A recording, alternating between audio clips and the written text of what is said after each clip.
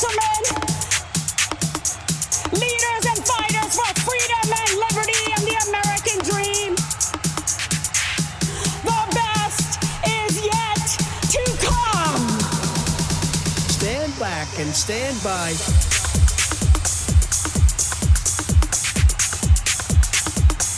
Let's please continue on. Person, woman, man, camera, TV. All the networks! All the networks!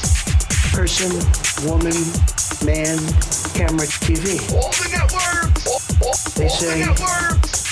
that's amazing. How did you do that? That's all amazing. The networks!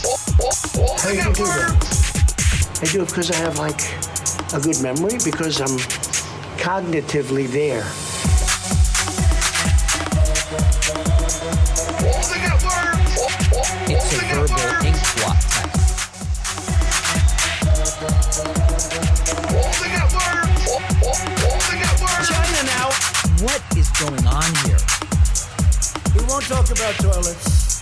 It's a very unpleasant experience. You know, dumps. They call them dumps. Big, massive dumps. If my grandmother had wheels instead of legs, Orangey. she would be a bicycle. God bless the United States. Thank you very much.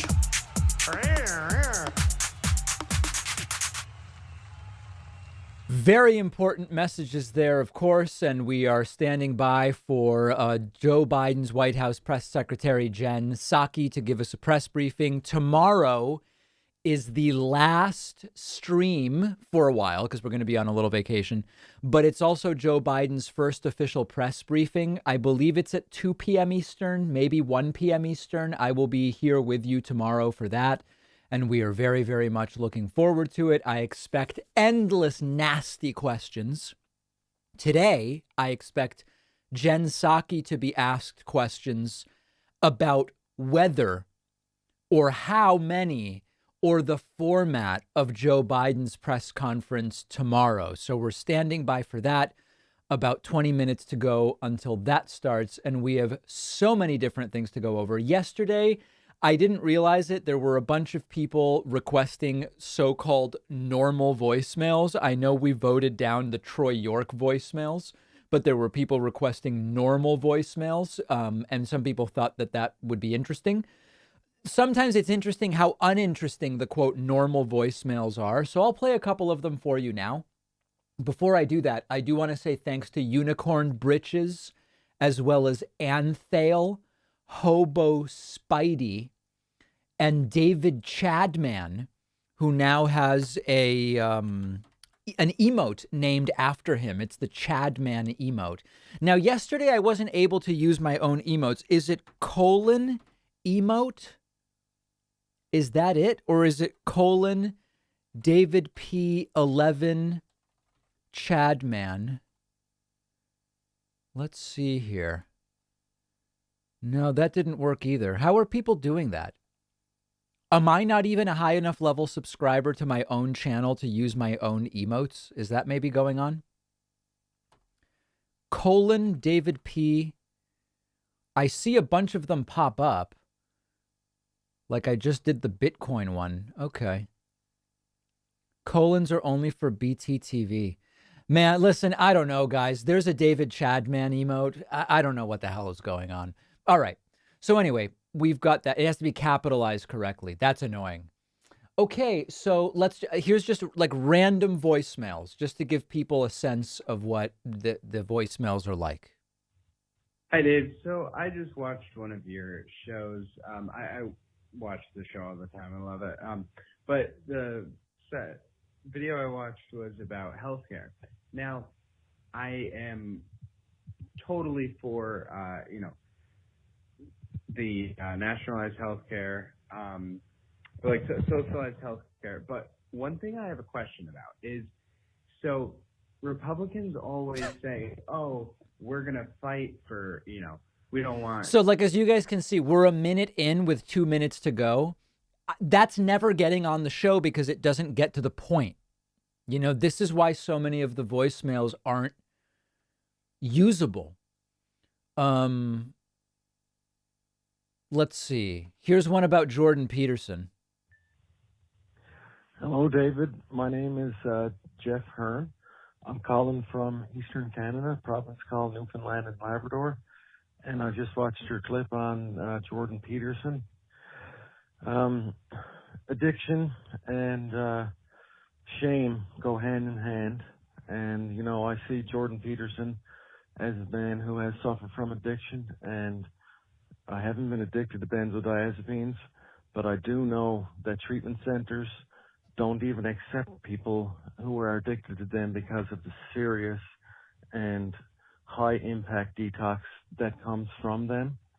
So I'm sure that Jordan is a man with shame, and I'm wondering if his rant and his message about medicine killing more people than it saves is maybe a way for him to compensate for his shame, and maybe to put a bit of a blame on the medical system for how he ended up where he did. That's actually an interesting voicemail.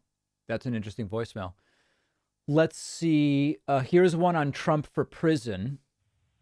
Hello, David. This is Gary from Long Beach, and calling you again. You made an interesting point on your show about the fact that Donald Trump is never going to see the inside of a prison cell. He could very well be indicted on criminal charges, but he will never see any prison time. And not only do I agree with that statement, it's not something we do in the United States, but I found something else interesting. How could Donald Trump possibly, after everything that's transpired, get a fair and impartial jury of his peers? That's a good point. Trial. It seems to me there would be no way to pick a jury that isn't predisposed to think one way or the other. How could you get impartial jurors? It just seems absolutely impossible at this point in time. That's interesting too. These voicemails really aren't bad, actually. We've got some pretty interesting voicemails here. Okay, so anyway, that's a tour through so-called normal or good voicemails by popular demand yesterday. Let's see. Aleth Man says, David, you call yourself a gardener, but you cannot even eat a banana without picking off the tip. Sad. Yeah, 99% of a banana is perfect. The strings and the black tip have got to go. You will not catch me eating the strings nor the black tip of a banana. Baron Steuben says, any plans to cover Lula's return to Brazilian politics? Maybe. Those stories just don't do well. Most of my audience doesn't really follow them. So we're sort of trying to stay in our lane, I guess. But I guess to some degree we will. Oh, some people eat the banana strings. That's interesting. I want to say thanks to Uncle Damien, as well as Stellar Noir and Maddo Heyho, as well as Demixit, 4 people who just grabbed Twitch subs, which I really appreciate. I also want to say thank you to Pat Gaiman, who just grabbed a subscription at joinpacman.com. New member number 9 today. Very much appreciate that. And, oh, look at this. Lori Constantino just grabbed a subscription at joinpacman.com. And so did Sylvia Johnson, continuing the trend of our female viewers seemingly preferring to get memberships during live streams, male viewers getting memberships in the dead of night when I'm sleeping. Make of that what you will. The immoral coupon code does expire Friday. It is immoral21. Very, very important. Do I have a referral link for Coinbase? We actually do. davidpacman.com/Coinbase. I think if you sign up on Coinbase with that referral link, I think we each get $10. Maybe it's just, no, I think everybody gets $10. Yeah, davidpacman.com/Coinbase. Very, very exciting stuff. So we've got that. We did reach an important milestone as far as vaccinations go. As you will see here, we are now officially at 2.5 million average doses per day over the last 7 days. I say we're going to 3. I believe we are going to 3 million doses per day. And that's a really great thing. And this is with yesterday, we only had 1.7. I think we're going to blow 2.5 out of the water very, very soon. Extremely soon. We are going to be handling that very properly. So that's good news. And tomorrow we'll do like our weekly update on cases and deaths. What's happening is the deaths are basically flat. They're almost starting to tick up a little bit. But the good news is that the deaths continue to decline. We are now under 1,000 deaths a day average. It's like, it feels insane to feel like anything good is going on when still 975 people a day are dying. It's insane. But, 2 months ago, we were at 3,500 people a day. So I don't know. It's sort of like the good news and the bad news are the same. And that's that 975 people a day are currently dying of the virus in the United States. Okay, so that's the latest as far as that goes. Brown Sylvania says Krispy Kreme is giving out free donuts to everyone who's vaccinated for the rest of the year. Seems ironic since obesity is high risk for COVID. I thought the exact same thing, Brown Sylvania. Anything we can do to get people vaccinated is good, but doing something that makes them more likely to get serious COVID if they get it seems less good to me. I don't know.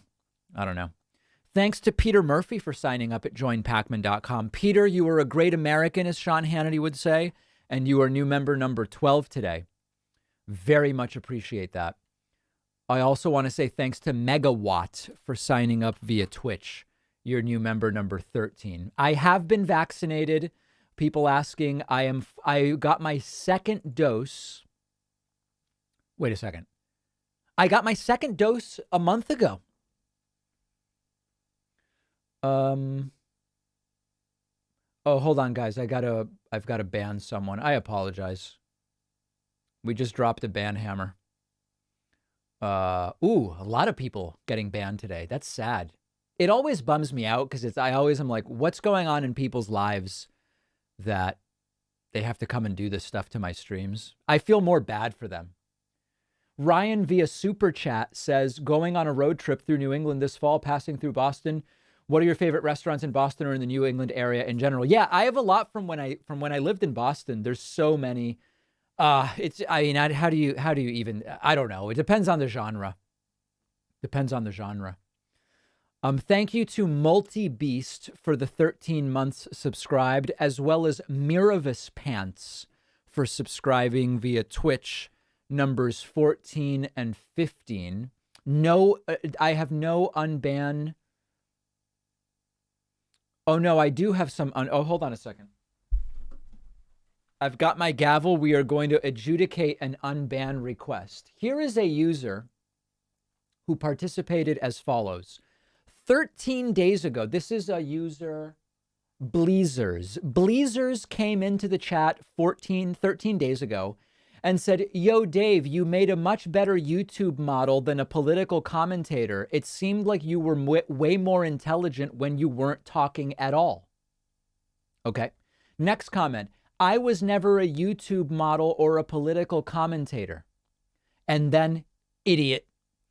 Then they were gone for 13 days. They came back today and said, stick to YouTube modeling, shilling for senile Biden. I guess they mean senile, but they don't even know what they're saying. For senile Biden requires far less self-respect. They were banned, and their unban request is, poor baby got his feelings hurt. Boo-hoo. That is going to be, they seem obsessed with me. They will be denied, and that ban has been made permanent. I think, do I have one more? The weirdest thing is happening. All the time it says there's one unban request, but there's really none. And when there's one, it says two. I don't know. It seems to be a glitch. But that is the only unban request that I'm seeing. Some moderators have actually told me they will sometimes get messages from some of these people, which is really not so good. Let me put it that way. We do have a few interesting clips to play for you. Fox News has been particularly unhinged lately. Here's a Laura Ingraham segment from last night. Let's make sure we have good volume here. Here we go. The Democrats prefer illegal immigrants to anyone who ever voted for Trump. Ooh, okay, that's quite an assertion. Here's another one. I think that they basically intend to treat the GOP going forward as a terrorist organization. What a strange show. What a very weird show. Here's Lindsay on Hannity. Let's listen to that. God bless the custom agents who are dealing with the Biden administration shit show at the border. Ooh, edgy Lindsay swearing on Fox. Wow.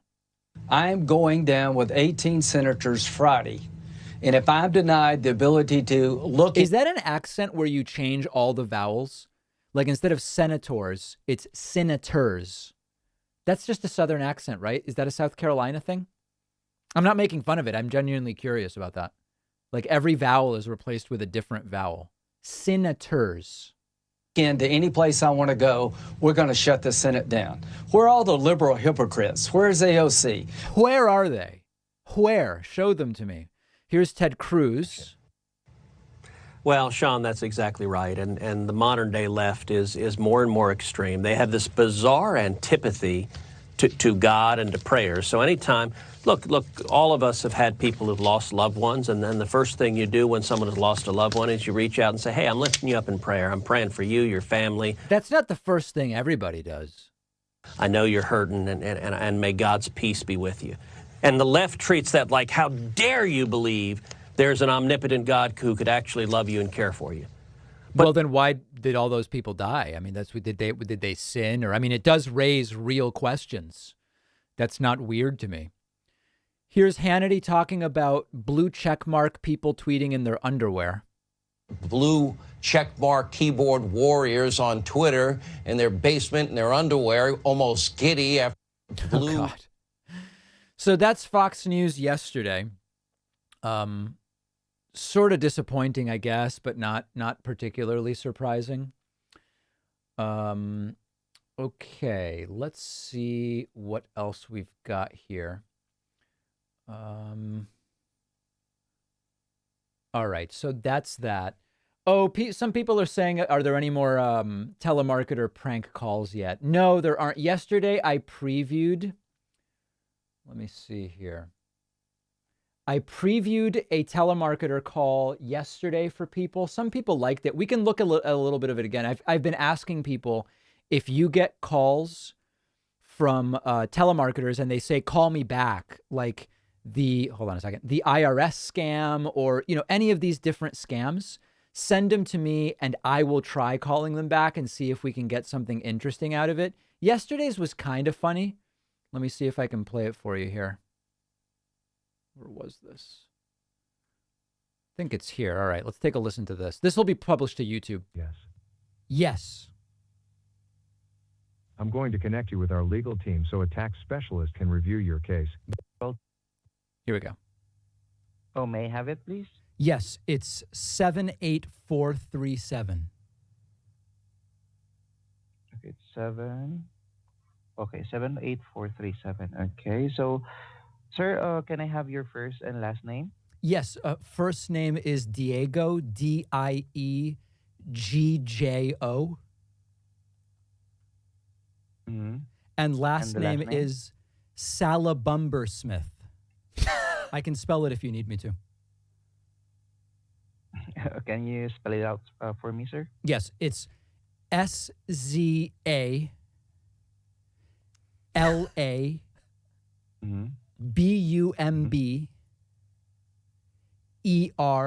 and then Smith, like, Smith. Okay. And the phone number, let me verify, it's 774. So I'm going to pause that. That's someone else's phone number, but just in case I gave a number that actually links to someone's file, I don't want to put the number up. It's not my number. Like, I just randomly called this.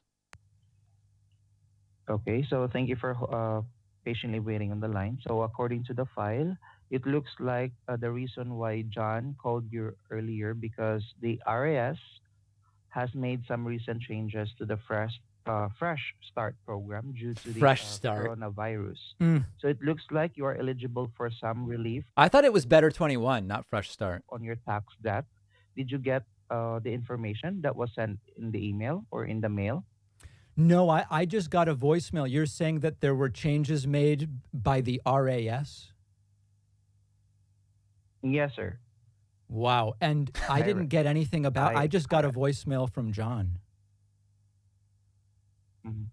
No problem, sir, because I've pulled up the file, so I can probably go over the information with you. So according to the notes on the file, it looks like there were several things mailed to you. So there are new federal relief programs for those experiencing hardship due to their tax debt. Jew. So right now, taxpayers can be eligible. Yes, Oh due my to God. their tax debt. Jesus. Mhm. Taxpayers can eligible to receive forgiveness and relief on a portion of their tax debt based on a few factors. Now, please remember, these are relief programs, so not everyone qualifies. Mm. So, however, if you do qualify, our attorney will able to review your file and possibly help you with to get the forgiveness or resolve your tax debt.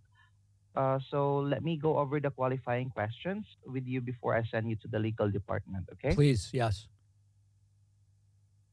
Okay. So is your tax debt above or below Yes, $10,000? absolutely. Approximately, sir, how much do you owe?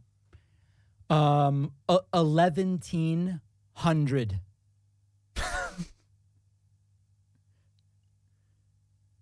1,100? 1100, yeah.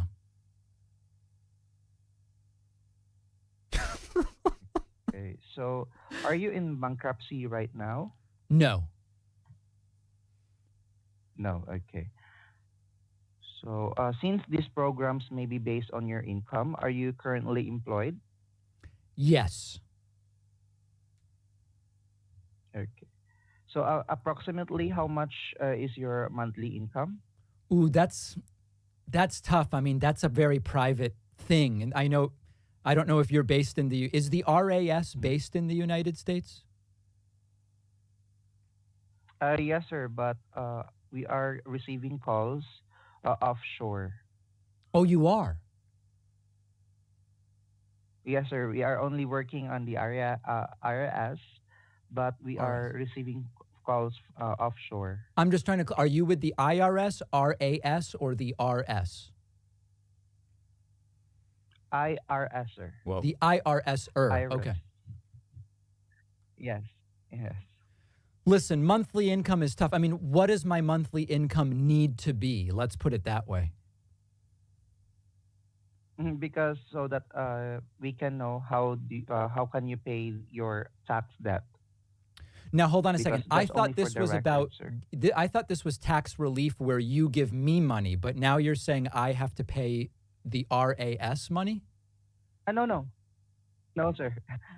This is only a qualifying questions if you okay. qualify. Are you for buying the, or selling, I guess, for is the the relief question. program? I am not selling anything here. I am just qualifying you for the relief program. I'm getting dangerously close to being qualified here. Can you guys tell how close to qualification I am? Sir. So let's see. My monthly income is about $80,000. Okay. So go ahead and verify. I imagine he's like working 3 phones now. Your first name and last name again for me. Yes, first name Diego, Diegjo.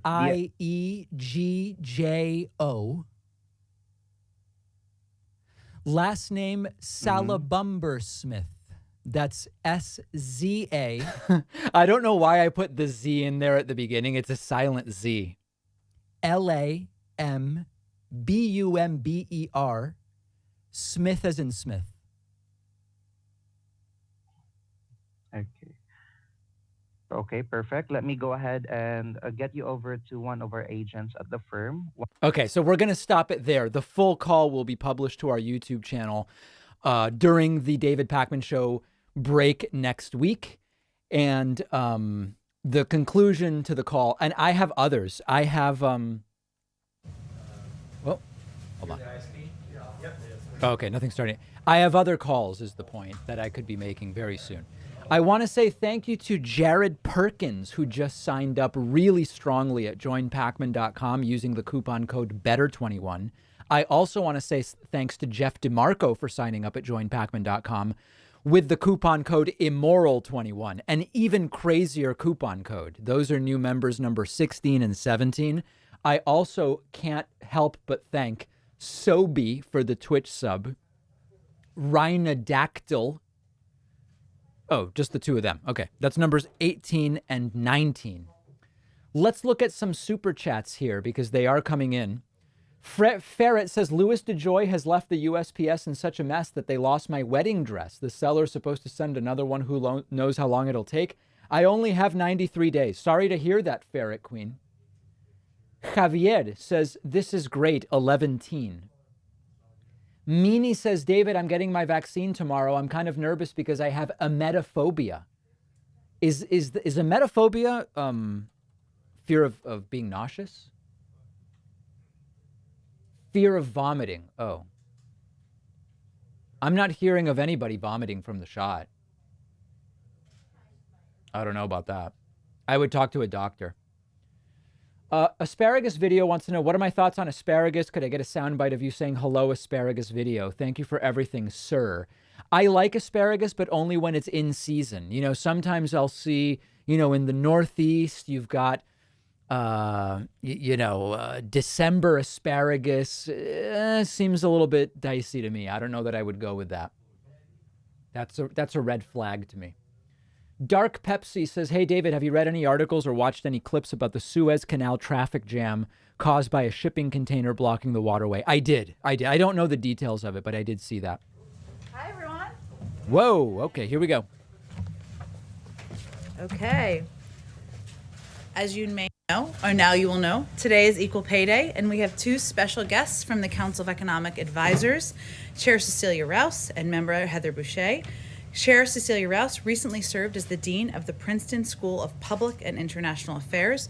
She is a renowned labor economist with expertise centered in the economics of education and equality. Cecilia previously served as a member of the Council of Economic Advisors in the Obama-Biden administration and on the National Economic Council in the Clinton administration. She is the first African-American and just the fourth woman to lead the CEA in the last 74 years of its existence.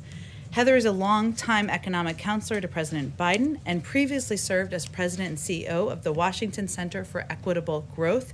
An expert on the impact of structural inequities on economic growth, she served as the chief economist for Secretary of State Hillary Clinton's 2016 presidential transition team and as an economist for a range of think tanks and the Congressional Joint Economic Committee. They both have quite some resumes. I'm going to turn it over to them. They will each make some brief remarks and we'll be able to take a couple of questions, and they actually have a meeting with the vice president they'll have to get to shortly thereafter. So with that, I will turn it over.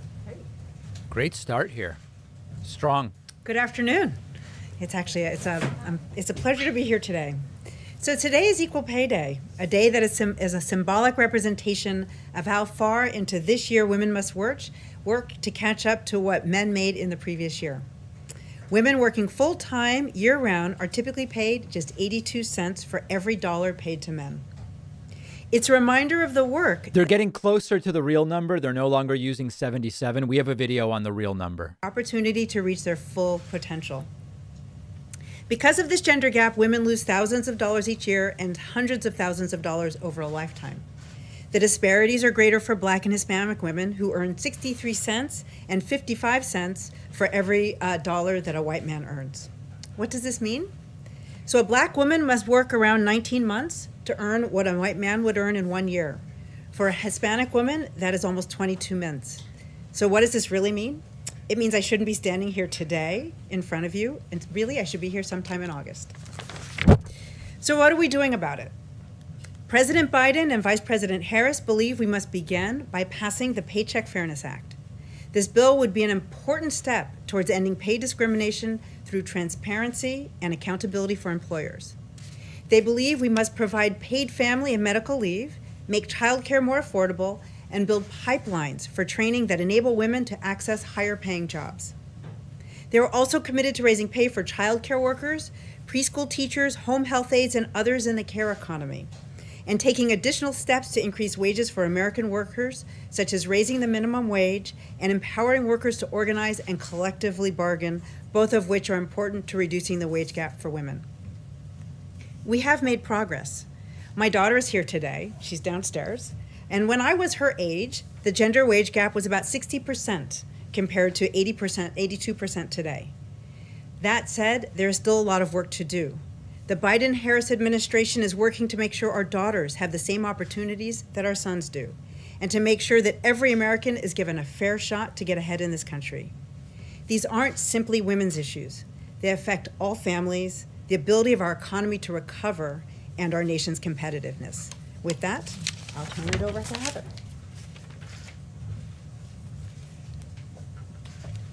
Thank you, Cecilia. So the pandemic and the economic crisis have undermined the health and well-being of women and children in the United States. There are now 4.2 million fewer women working than there were in February of 2020, in large part because of the pandemic. Millions more women have had to reduce their hours, often because taking care of the children is a responsibility that continues to fall disproportionately on women. Our economic recovery depends on us addressing the barriers that have hampered women from fully participating in the labor force. So here's the good news.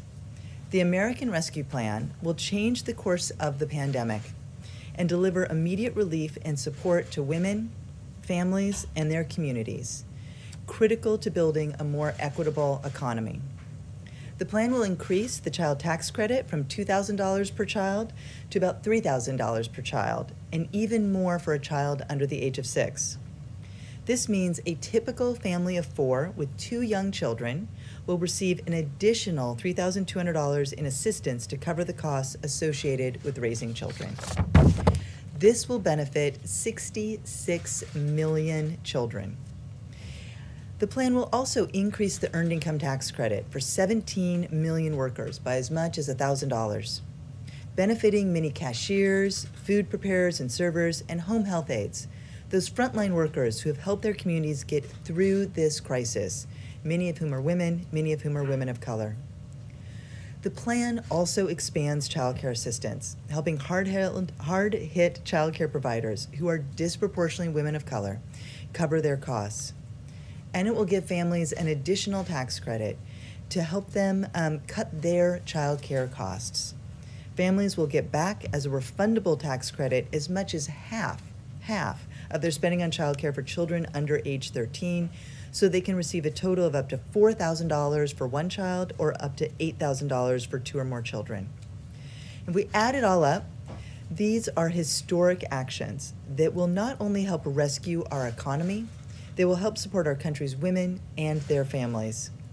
But we know, as Cecilia pointed out, we have to do more to close the wage gap and to take steps to ensure that all women, especially women of color, have their shot to get ahead. And so with that, we will take some questions. Okay. Okay, thanks. Question for you both. This is on racial economic gaps.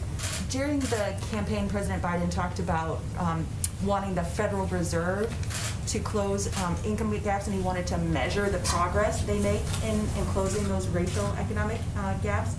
Would you be willing to say if any steps have been taken so far towards requiring that sort of thing? Is the White House still interested in talking to Congress about amending the Fed Act to require some sort of measures? Sure, I'm happy to take that. So I can't speak to that exactly at this time. What I can say is that this administration, across the administration, we are committed to addressing the racial wage gaps and racial inequity gaps. I can say at the CEA, for example, we are using data to understand the impact of all of our policies when we study what's happening in the economy. We want to look at how it's not just affecting the average, but Expecting anything other than vague answers like we're using data from folks in these positions is unrealistic. Just yesterday. And last week, he pointed to the fact that as the Federal Reserve is doing its monetary policy, it is looking not just for the average unemployment rate to change, he is looking to see that the economy is doing well for everybody. So, we are very aligned in that. Go ahead. Thanks for doing this, Josh Boak with AP. Lots of Americans thought educational attainment would close the gender wage gap and racial inequality. But in fact, if you look at college grads, the gap widens between men and women. Some of that is due to age, but what are the factors driving here? Why hasn't educational attainment delivered more? Great question. So, educational attainment was actually very instrumental in making some of the gains between my daughter, the wage gap when I was coming up and my daughter. So we know that women getting higher years of schooling was very important in the early years. But now we know that women on average are getting more schooling than men. So that is why it is not contributing as much. And what we see then is that there are other factors. So we see that the wage gap among young adults is actually fairly small, and it opens up, particularly when women start families, which is why the care economy and the efforts we're making to ensure that workers, not just women, but all workers, can balance work and family is going to be so important. We also know that flexible workplaces is very important for helping workers to balance work life, the work responsibilities and job responsibilities. Claudia Golden at Harvard, for example, has found that the wage gap is smaller in occupations Barbara Golden, I such think. as pharmacists, where there's just more flexibility baked into the occupation. I don't think her name's Claudia. I think it's Barbara. I think it really goes to helping women in particular, but all workers balance responsibilities of family and work. Karen? Heather, you had cited the statistics on 4.2 million fewer women now in the workforce than before COVID. The president has said that women dropping out of the workforce during the pandemic is a national emergency.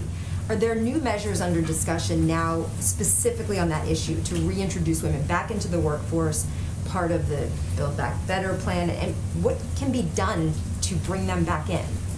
It's a great question. The most important thing that we need to do is wrap our hands around this pandemic, right? So the steps that were taken as a part of the American Rescue Plan to, deal with the health crisis, make sure that the vaccine gets out, all of those things, that is certainly going to be an important step forward so that schools can reopen safely.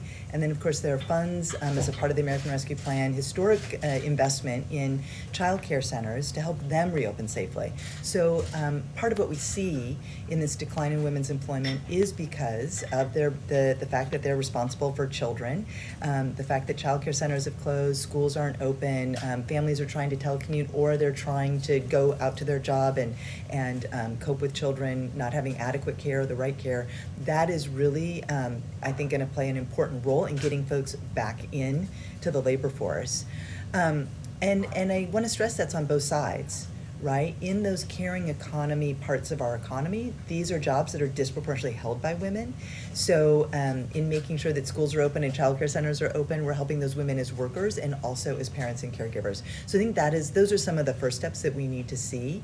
But over time, making sure that, as Cecilia said, making sure that we have that strong foundation of the care economy on issues around childcare, also issues around how we help families that have someone who needs some extra care or sort of later in life issues, the aging and the disabled, along with making sure that we have workplace flexibility and we have paid leave. These are all things that help make it possible for people who have care responsibilities to be full members of our economy and our society.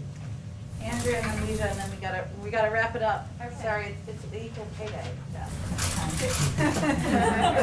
Just real quickly, in terms of the infrastructure package that's coming next, right? So that we're talking about quite a lot of money, $2 to $3 trillion.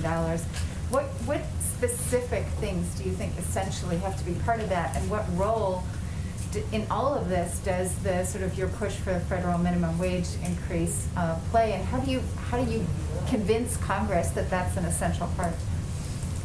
Well, I can take a stab at that, and then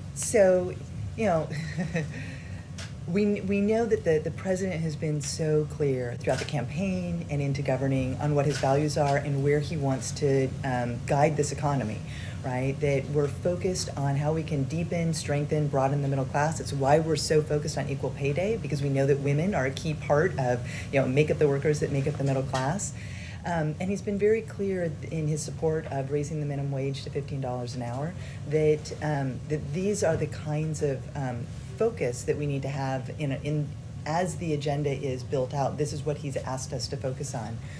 Alongside this, we need to make sure that we are making sure that the economy is directed at enhancing, supporting, building American competitiveness so that we're creating those good jobs and they're available for all people, not just some people, but people all across these United States.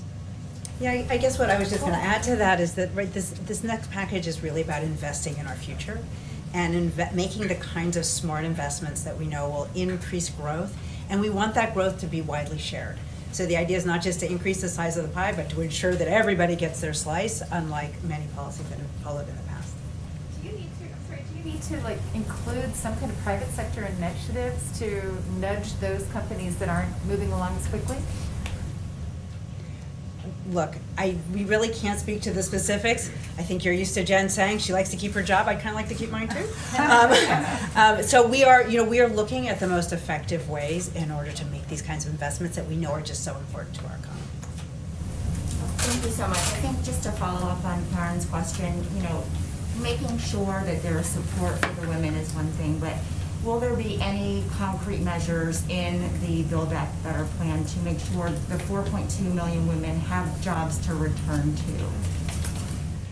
Right, that is the exact purpose of the American Rescue Plan, right? The whole purpose is to get us through this pandemic and to help our businesses that are viable stay in business, to help the workers who need help paying their rent and getting food on the table, to stay engaged and not just imagine that they're going to drop out forever. We know that the longer that we have the economic crisis and the longer that workers are out of the workforce, the harder it is for them to come back. So that is the entire focus of the American Rescue Plan, is to get us back on track so that by next year we are back to essentially full employment. Great. Thank you both so much for coming. Thank We'd you. love to have you back. For people interested in the gender pay gap, check out my long form video on that issue. It's for you all at the top. As you know, this afternoon, the President and First Lady will be joined by Megan Rapinoe and Margaret Pearce at the White House for a virtual event with other members of the U.S. Women's National Team, where the President will sign a proclamation marking Equal Pay Day. Additionally, the second gentleman is in St. Louis, Missouri for a listening session on gender equity in the workforce. As Cecilia and Heather just detailed, the pandemic and economic crisis have undermined the health and well-being of women and children. The American Rescue Plan provides help for women and families. Yeah, I agree. I think that earlier presentation, I think we learned nothing. I mean, they seem like great people and very qualified, but we learned nothing. To help schools serve all students and reopen. Yesterday, on the anniversary of the Affordable Care Act being signed into law, the president, of course, traveled to Ohio. It was a great trip where he announced that the administration would expand access to health care coverage by extending the special enrollment period until August 15th. I know a number of you noted that, but I just wanted to reiterate it since it was late in the day. This morning, the president was proud to sign into law the Save Lives Act. The bipartisan piece of legislation will give the VA the ability to provide vaccines to all veterans and boost vaccine efforts for veterans, families, and caregivers. It's truly a testament to what government can do when we work together. He's grateful for the leadership of both the Senate and House Veterans Affairs Committee, both chairs Mark Takano and John Tester, and ranking members Mike Bost and Jerry Moran.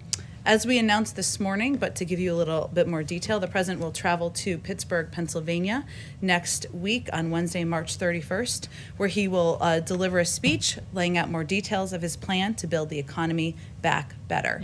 Over the next several days, and this is probably why they were hesitant to give more detail, he will continue meeting with his economic team to finalize details of his proposal, including the scale, scope, and final policy components. His focus, of course, will be on investing in America's workers, making sure the tax code rewards worth, not wealth, delivering on the promises he made to the American people when he was running for president. With that, go ahead, Josh. Thanks, Jen. On the shooting in Colorado, the president said Congress must act. Senate Majority Leader Schumer has also said the Senate's poised to act. But Vice President Harris said today on CBS that she thought the change would have occurred after the Sandy Hook shootings.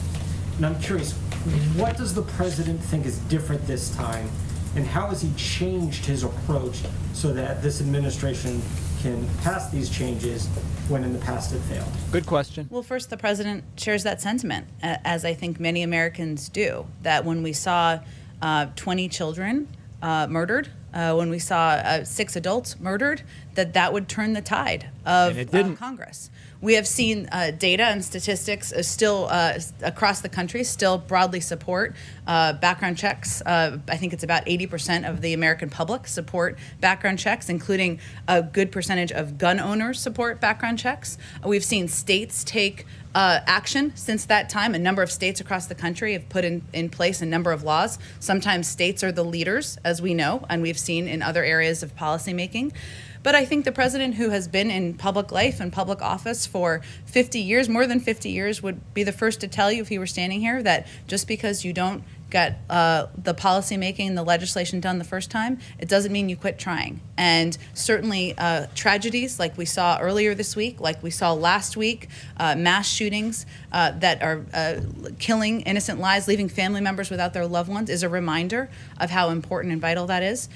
He has talked about, as he did yesterday, the importance of working with Congress. I know the vice president touched on the fact that if we want something to be permanent, if we want it to be lasting, we need it to be legislation. He certainly believes that. But there are also executive actions under consideration that we will continue working through internally. And there's lots of levers you can take, obviously, as president and vice president.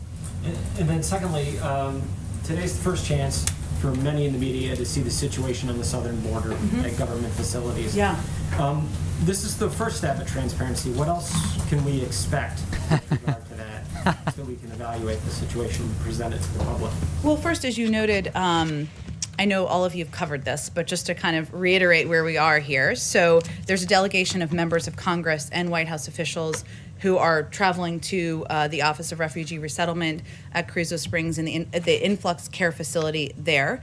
There is a network pool camera that will be a part of this journey, which will be which will ensure that there's network pool coverage, or network pool footage, I should say, that is provided to all of the networks, so that you can all see as the media for yourselves and be able to provide analysis on that B-roll footage. And we are also remain committed to transparency, and will continue to work with agencies on creating avenues for media access to and visibility into these facilities. So I think our balance is, of course, privacy, as you all know. It is also that we are in the middle of a pandemic, and that these facilities, of course, can't become forums for media access all day long, every day. I think we all agree on that balance, but we will continue to look for ways to increase transparency and provide additional access and fulfill requests. Go ahead. Thank you, Jen. A couple questions on guns and Sure. then AAPI representation. At what point would President Biden consider taking executive action instead of waiting for Congress to wait? In other words, how many measures would have to fail before he stepped in? I think he sees it as vital to take steps on 2 tracks, because congressional legislation, as the vice president conveyed this morning, obviously has a more permanent, lasting impact. Executive actions are, of course, an important lever that every president has at their disposal. There's current discussions and analysis internally of what steps can be taken. That has been ongoing for several weeks, even before these 2 recent tragedies, that he looks forward to getting an update on and seeing what can be moved forward on that front as well. So he's not waiting for anything to fail, is really the answer to your question. What executive actions do you think he's most likely to take? Oh, she can't preview anything. It's a great question. I have it myself as well, but it's an ongoing policy process internally. I will say that his view, the vice president's view, and our policy team's view is that it's not just about addressing gun access. That's important. And obviously there's legislation that's under consideration on background checks that they both strongly support. They want to see move forward. It's also about addressing community violence and a range of issues that are root causes and kind of lead to the deaths and the impact that we're seeing that's so troubling.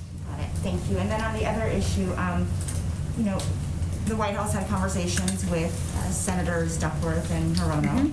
I think one concern that they have brought is the question of who is advising President Biden from the AAPI community as we see this surge of violence. I know Ambassador Rice and Cedric Richmond are leading the engagement efforts. Who in the AAPI community is having direct conversations with the president about what's unfolding? Well, you mentioned Cedric and Susan Rice, who have been doing listening sessions for some time, and obviously those will continue to pick up. Obviously, the vice president, who is the first in the meeting and the last in a meeting on every issue, including the impact of the violence and the threats and the that we've seen increase over the past several months against the AAPI community. As a member herself of the AAPI community, is certainly playing an important role on that. And as we noted in a statement, Is AAPI Asian and Pacific Islander? Is that what it stands for? Senior level Asian American Pacific Islander liaison, who will ensure the community's voice is further represented and heard, not just around crises, not just around an increase in violence, but Asian American Pacific in general, Islander? and playing an important role with a seat at the table. And to be clear, this is a new position in addition to the one over in public engagement? This is the one that we announced last night. Okay, so it's going to be a new senior level position? Yes, Addis, yep. Will this person also have a policy portfolio, or will it just be mainly outreach? I can get you more specifics. I mean, I think that when all the roles that are in our playing liaison roles, typically have a seat at the table on a range of issues. So whether it is healthcare or climate or community violence, so typically it's having a seat at the table on a range of topics, but I can see if there's more specifics. Obviously, we have not hired yet because we just announced this last night. Go ahead. To follow up on Nuja's question, on the president, we were talking yesterday about executive action on gun reform, but the president also was making it clear he wanted to see Congress act. Yes. He said that several times. Yes. Would he propose his own gun reform plan that he would present to Congress, as we've seen him do on the COVID relief plan and what we anticipate coming on the economic plan? Would this be something that could originate here and not wait for Congress to move? You know, Karen, I think it's a great question. There's obviously a lot of pieces of legislation that have been proposed. There's these 2 background check bills that have moved their way through the House. There's also legislation that's been proposed by Senator Feinstein, Congressman Cicilline, that addresses some banning an assault weapons ban, which is something the president worked to pass in the 90s when he was in the Senate. So there's a range of steps that can be taken to increase gun safety. I agree with the people in the chat who are saying that a lot of these questions are sort of just repetitive and they don't give us any information. It's like the point here is they'd like to use legislation to deal with guns, and Biden might look at executive actions. Now, the question of would Biden be open to proposing it himself and then giving it to Congress to try to pass? It's really the same question. Biden and Democrats are going to work together. It's got to be passed in the House. It's sort of like what kind of an answer do you expect you're going to get at a certain point? To read out for you, you know, he is somebody who obviously has a deep connection to loss, and we don't always read out those calls. I can check and see if there's anything that he has done that he'd be comfortable conveying to all of you. Can I just do one more on the Sure, go program? ahead. Could you give us an update on progress from the Family Reunification Task Force? Have there been families, children reunited back with their parents? Where does that stand right now? There have been, and a lot of that has happened through lawyers and outside groups and the NGO community that plays an incredible role here. There will be an update provided at day 120 that will be more of an official report and update out of the Department of Homeland Security. So in advance of that, I'm not sure we'll have incremental updates, but there have been some progress made, thanks in large part to the work of legal experts and NGOs on the outside. The task force is working with those NGOs? They're in touch with them as well, but we'll have our first formal update at day 120, and then I believe every 60 days thereafter. Go ahead, Jeff.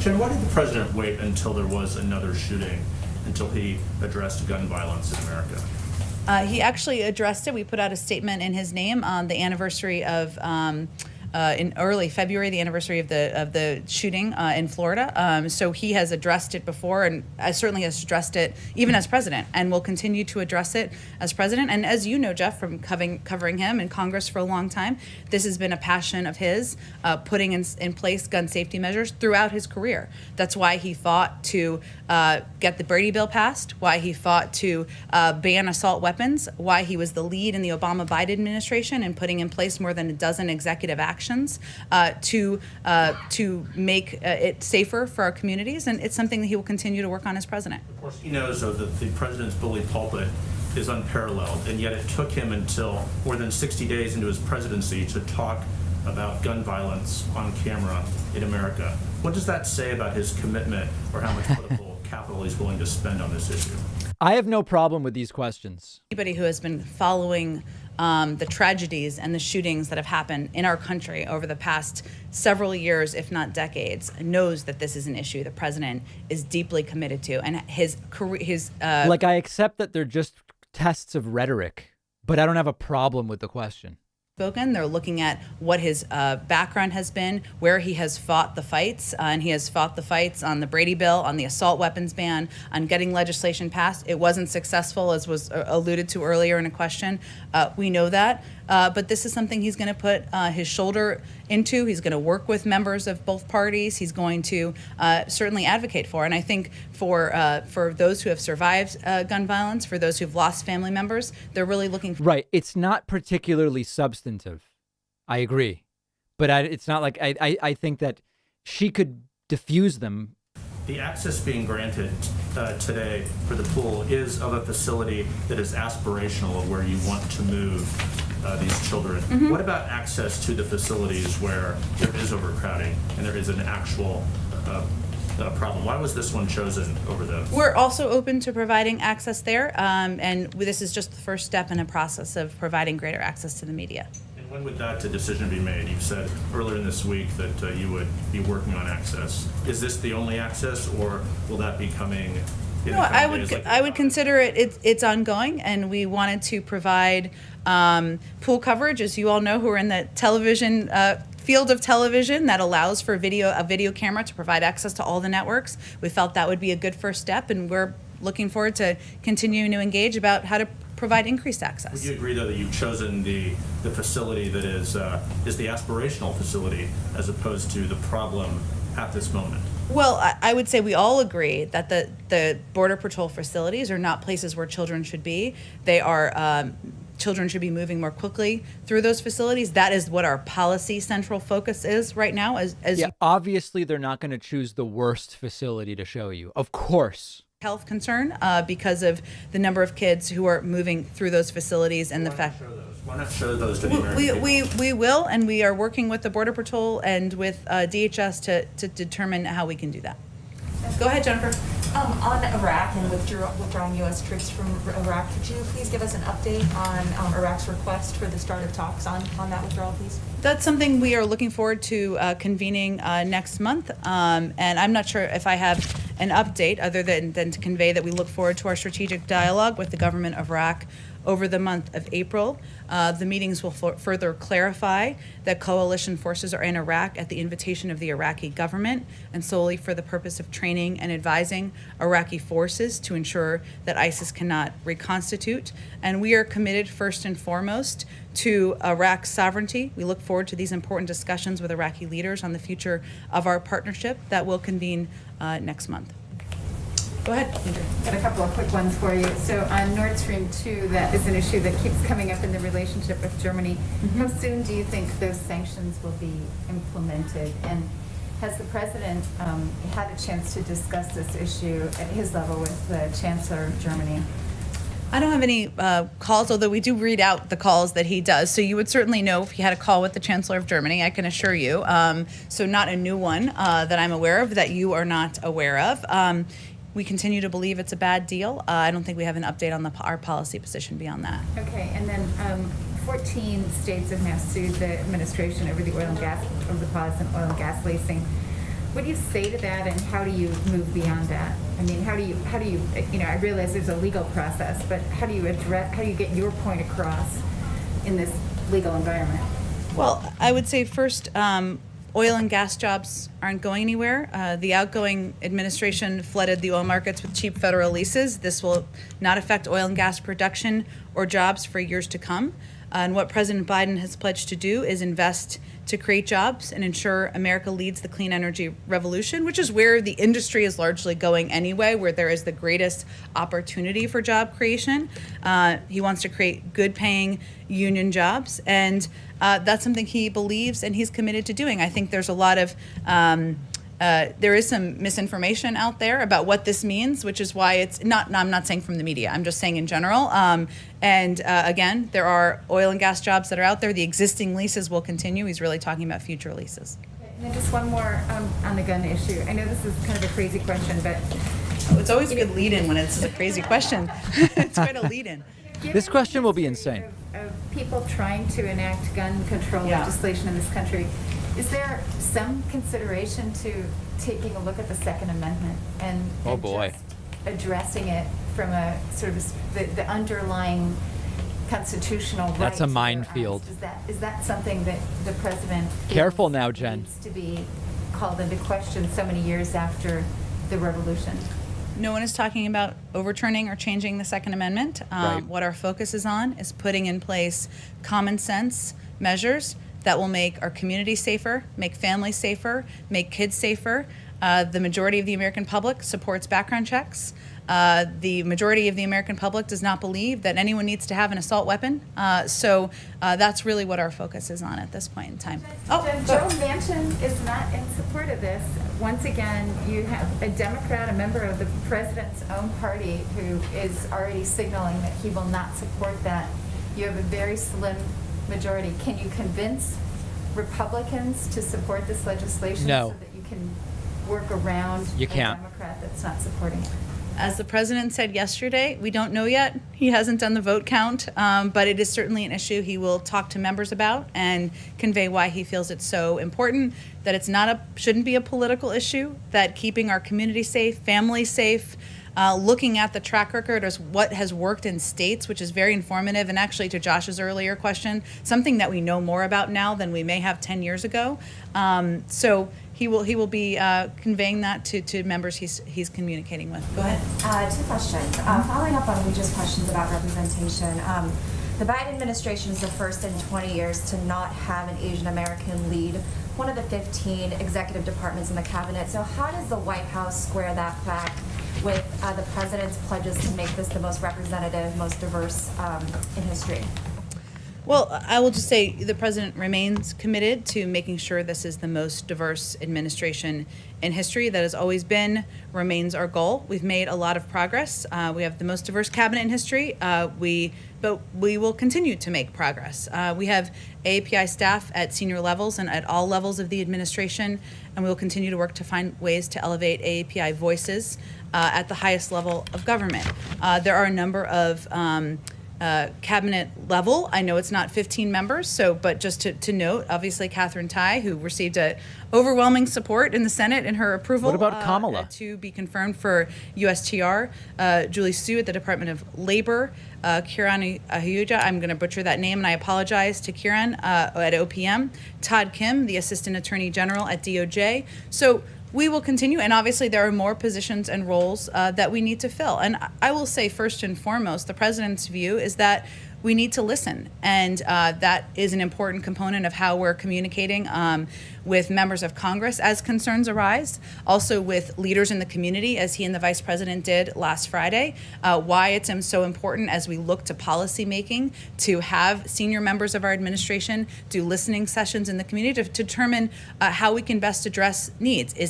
There's personnel, of course, and we will continue to work toward that. There's policies, and that's part of our objective and our focus at this point in time. And also a quick one on guns. The president also talked several times about a federal assault weapons ban, and I'm wondering how he plans to build a coalition around that, even when that policy. It's been asked 4 times already. Moderate Democrats in Congress. Well, though it is supported. That was the question about. I mean, they're asking the same question over and over again. He will. It's something that he has long had a view and a belief that no one needs an assault weapon. That it is not something that should be a part of what people have access to in this country. And he will continue to. So it's like you're asking, kind of, who will he talk to, or who will he? Plan to build a coalition in Congress to build up support. Well, part of it is certainly communicating with the advocates. It's communicating with outside groups, with gun owners, many of whom will tell you that they don't believe they would support an assault weapons ban. Communicating with leaders in states where laws have been put in place that have been impactful. And obviously having conversations with members he's known for some time, having them at the staff level, and determining if we can find a path forward. Go ahead. Thank you, Jen. I'd like to ask you 2 questions. The first about marijuana, and the second about a bit of a historical mystery I'm hoping you could help us solve.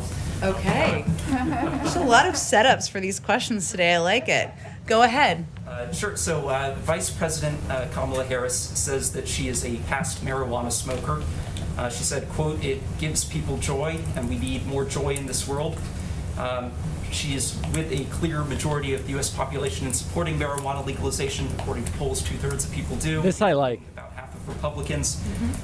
Yet last week, the Daily Beast reported that there were dozens of White House staffers who were either disciplined or terminated from their jobs for past marijuana use.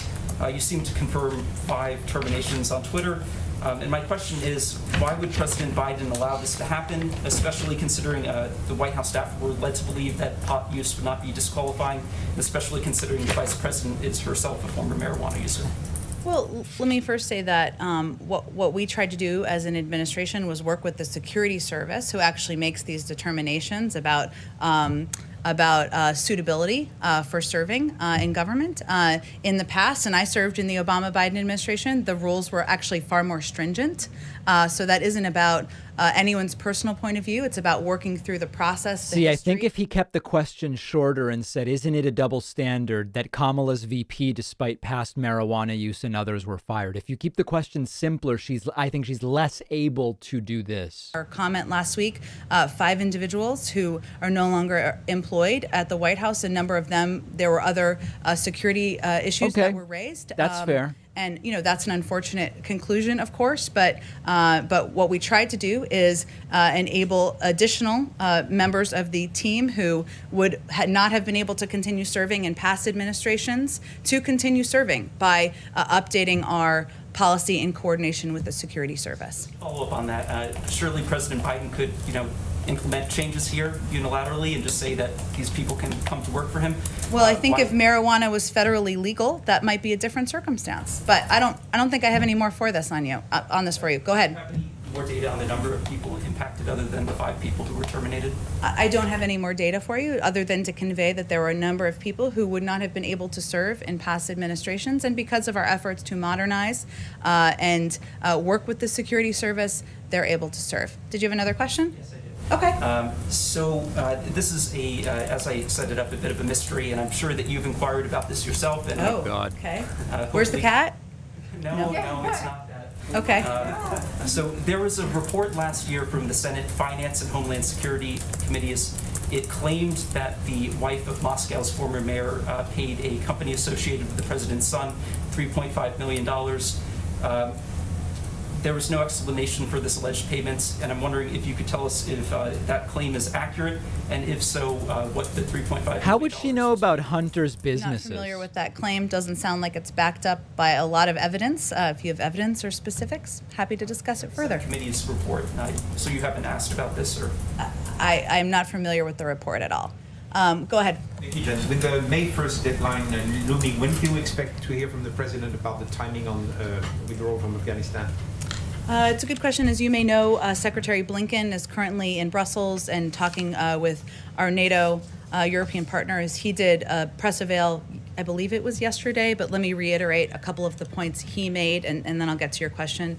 That our focus right now is for him to share some of our thinking with our vital NATO partners, consult with them, hear from them on where they see things going, where they want things to go.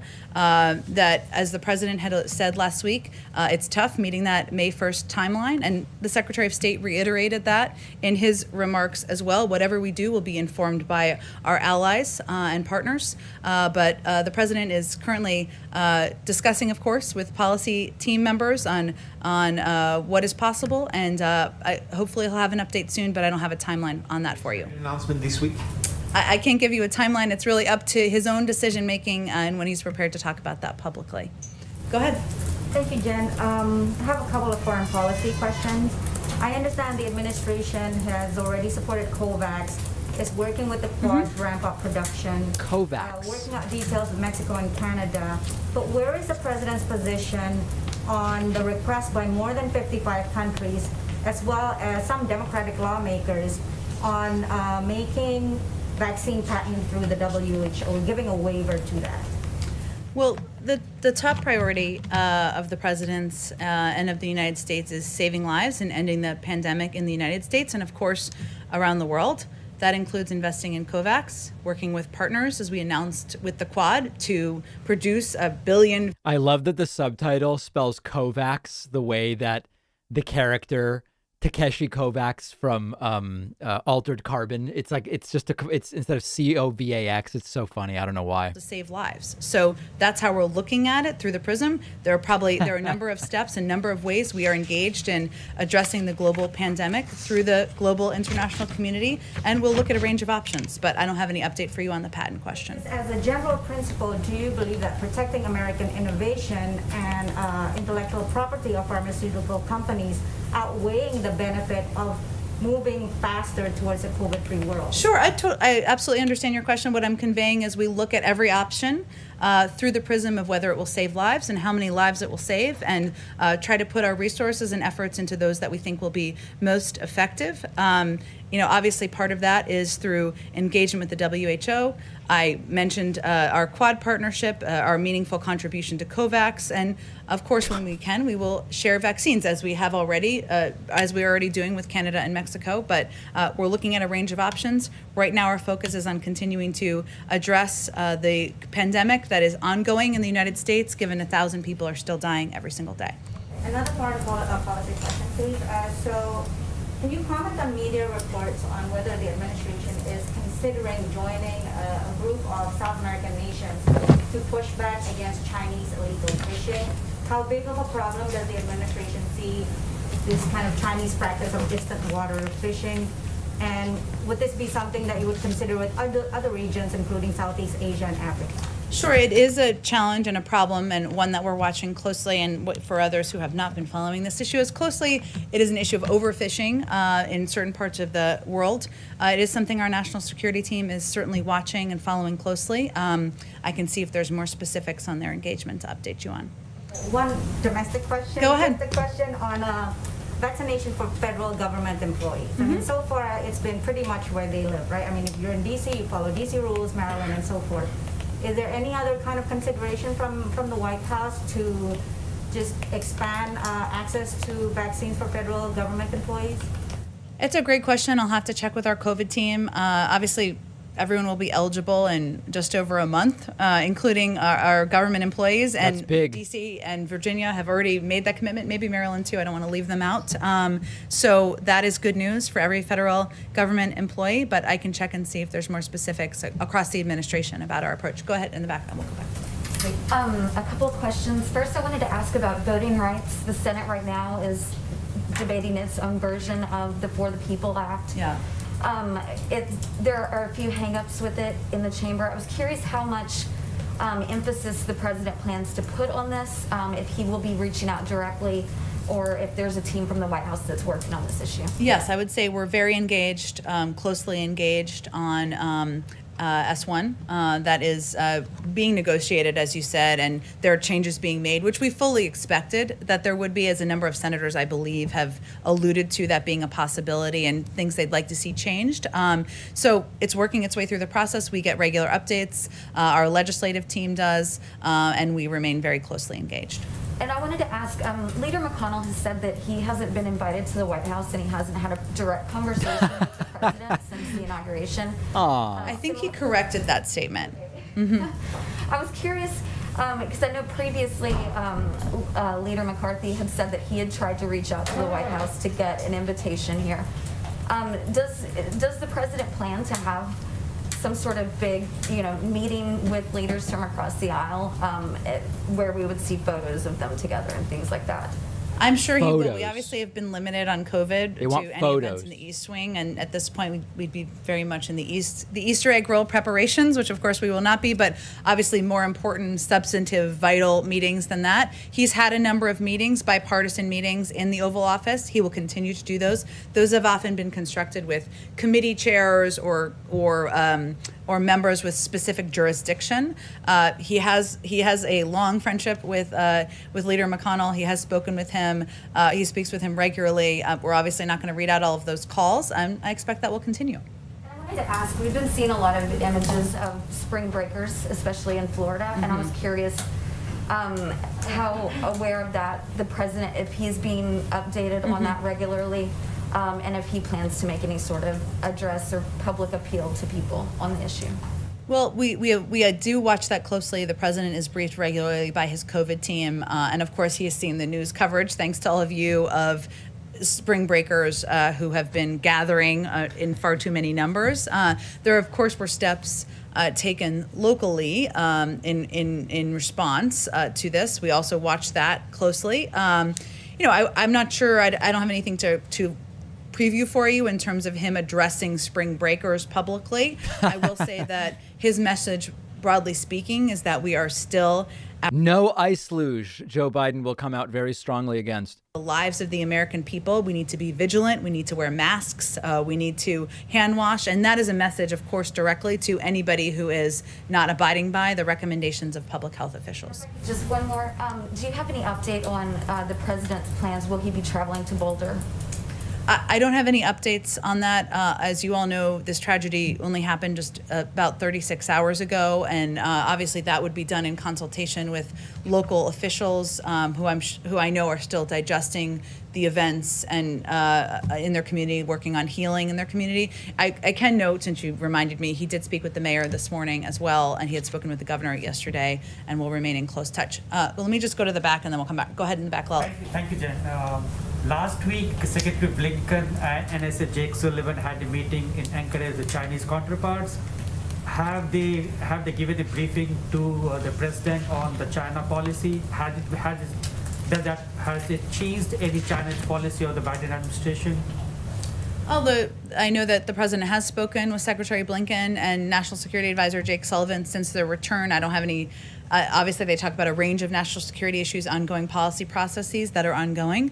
We're currently taking stock of where we are, which includes close consultation with allies and partners. As I noted, Secretary of State is in Brussels currently on the way forward, and we'll continue to work with China going forward when it's in the interest of the American people. So we're in consulting internally, consulting with our partners and allies, and that's really the stage we're in at this time. I have a question related to legal immigration. When Vice President was a senator, she supported the cause of EAD, employment authorization cards for H4 and L2 visa holders. Now these guys are saying, most of them are women basically, they're saying there's very long delay in issuing EAD cards for H4 and L2 visa holders. Some of them have also went to the court. What is your, why there is delay in that? I think part of the reason we want to push for action on immigration on the Hill is to move forward with expediting the processing and doing that on several levels, including a number of the visas that you just introduced or just conveyed. So that's part of the reason why we think that's such an important piece to move forward on. A final one. Number of Indian American doctors whose job is to treat patients during this COVID era, they are on the Hill protesting against and demanding elimination of country quota for green cards. I know the White House has sent a legislation to the Hill and that talks about that, but they're still protesting against and faster implementation of that, passage of the bill. What is President's message to those doctors?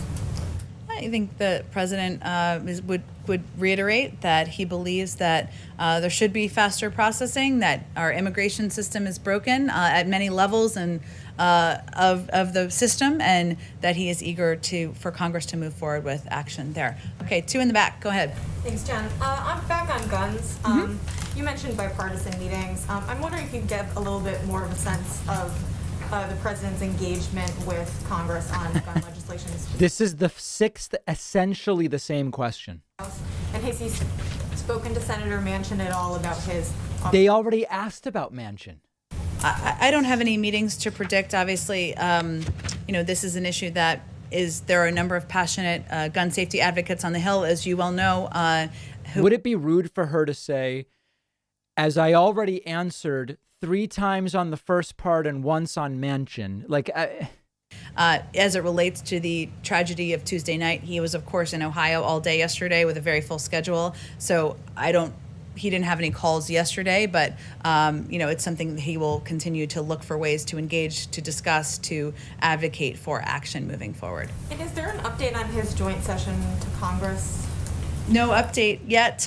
We have a speech coming up next week, and we certainly he remains interested in and committed to doing a joint session. We remain engaged with them, but I don't have an update on the specific timing. And if I can just ask one more from one of the reporters in the pool who couldn't be here. There was an Axios report today that he met with historians to discuss how aggressive he could be on his economic agenda, among other topics. It's a good report. Confirm the meeting and maybe tell us who was involved and why he felt the need to meet with historians on this.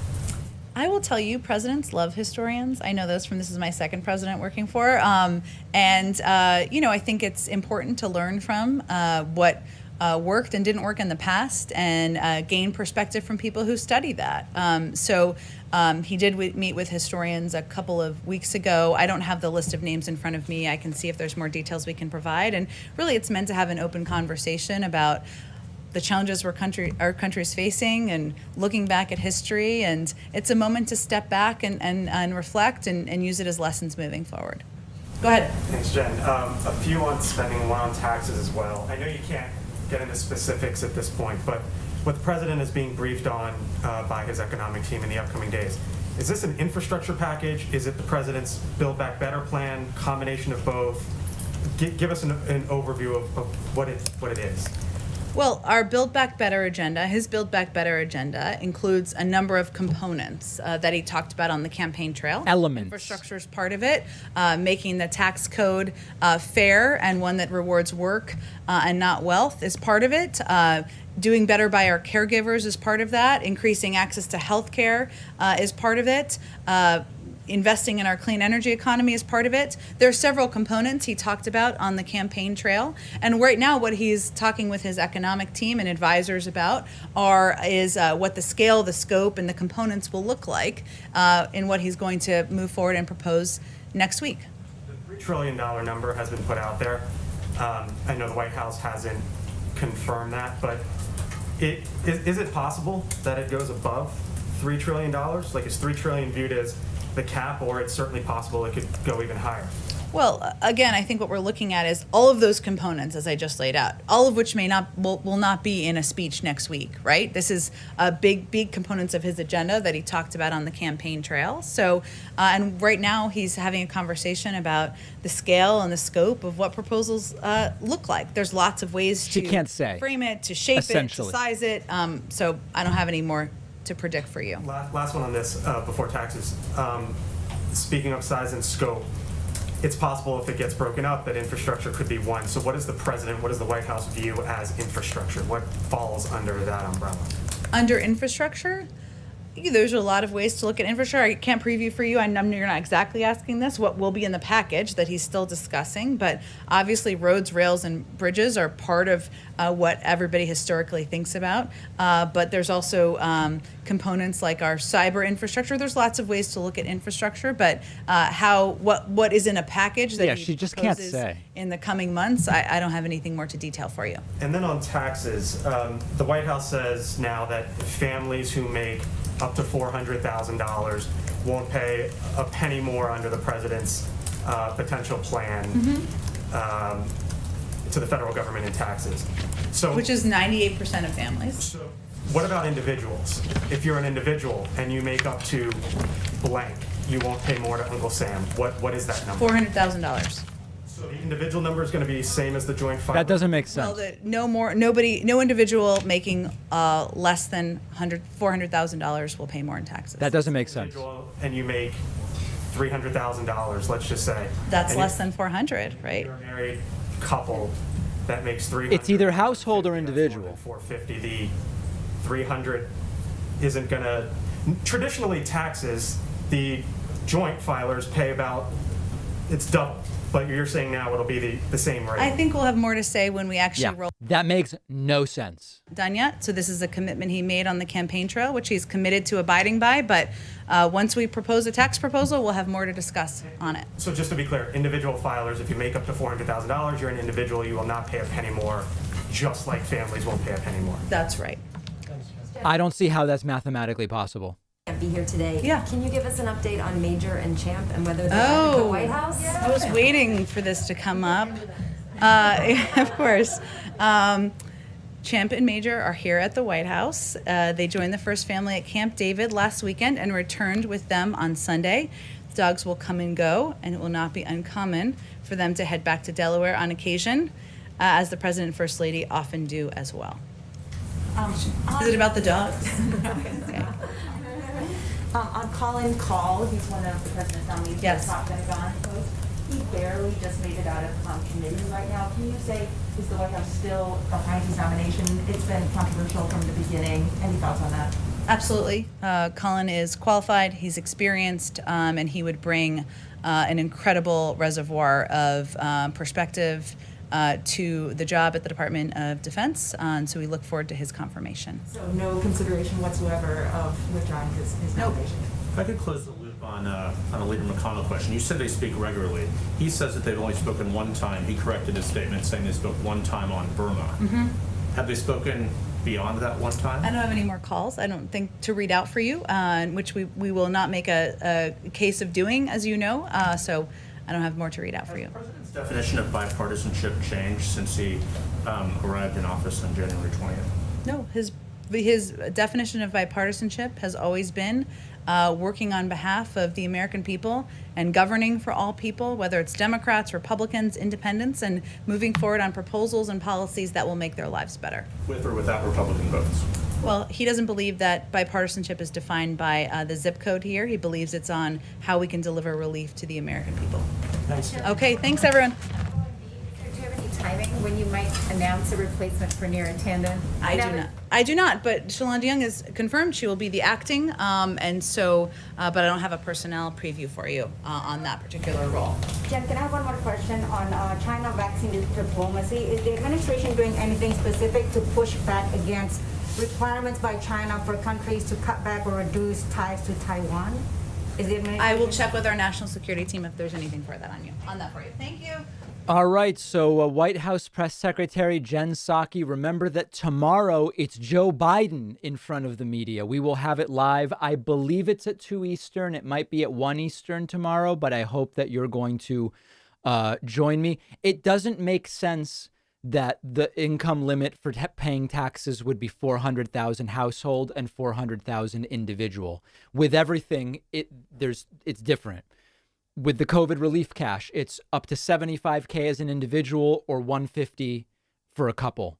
It doesn't make any sense. So she's wrong about that. I'm not saying she's lying. She just is wrong. And hopefully we'll get a clarification on that. Also, later today at 3 p.m. Eastern, we'll be recording some live calls. So if you want to participate in that, do it via Discord at davidpakman.com/Discord. So I'll see everybody who wants to call in then and otherwise tomorrow for Biden's press briefing.